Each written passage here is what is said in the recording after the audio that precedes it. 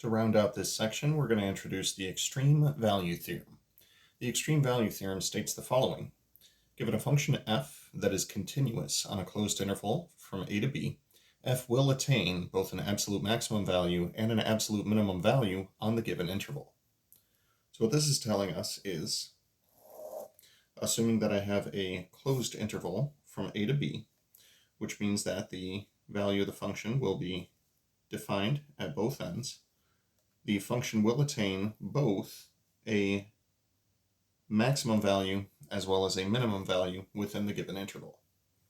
In this case, we can see that the absolute maximum occurs right over here as the highest point that's on here, and the absolute minimum occurs right here.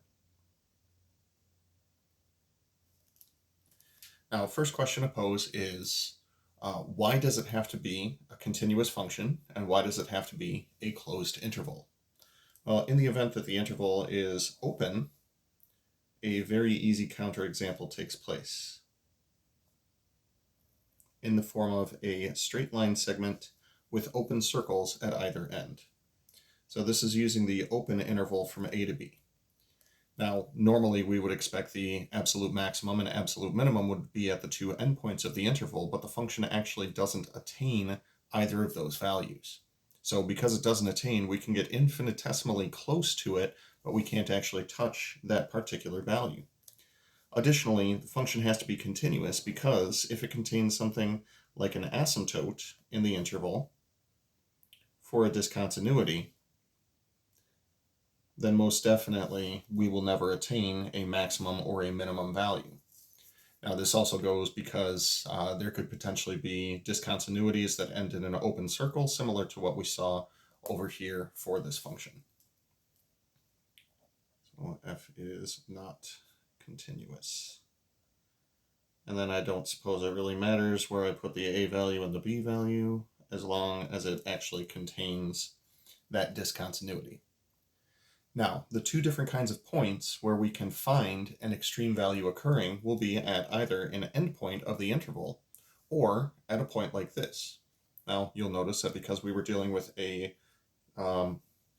closed interval, that this would be considered a critical point for the interval, where we see this local minimum taking place. So, we can draw the following conclusion. The extreme values must occur at either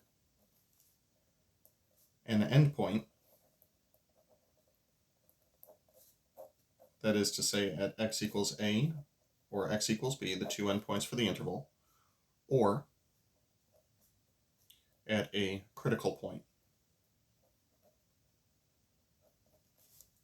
as was indicated by our absolute minimum in the previous graph right up here.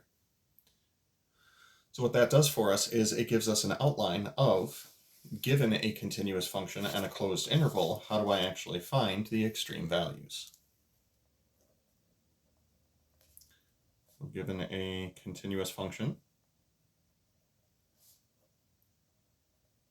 which once again we'll refer to as f, and a closed interval,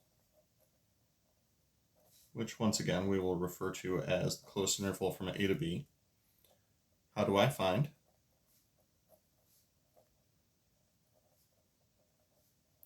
the extreme values?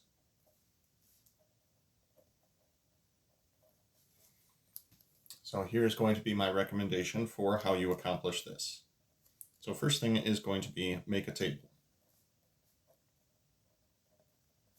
And by make a table, I mean just a little table like this one. First thing you'll do is put the endpoints of the interval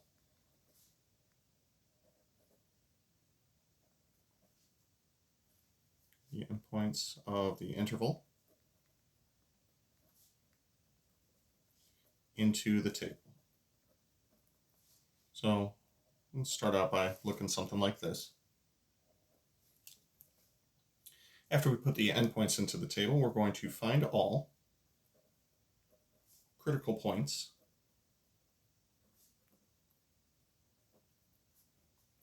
of f in the open interval from a to b.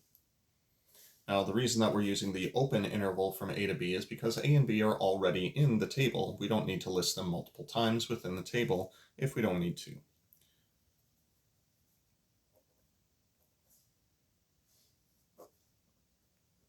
Excuse me, we're just looking for x values at this point, so critical values into the table. Then we'll say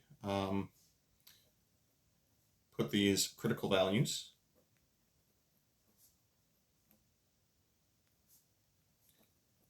in the table as well.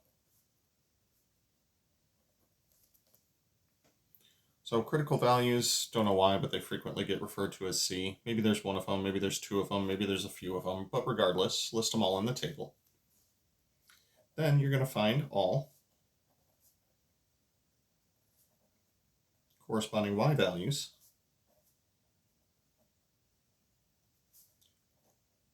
for these x values.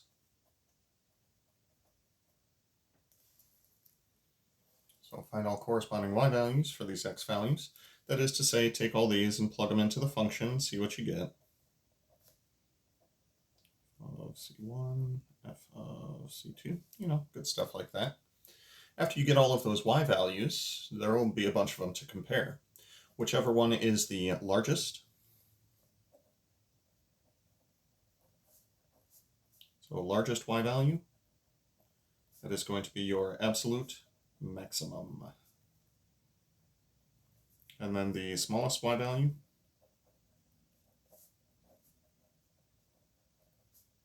that is going to be your absolute minimum. I will demonstrate this technique with a couple of examples in our next video.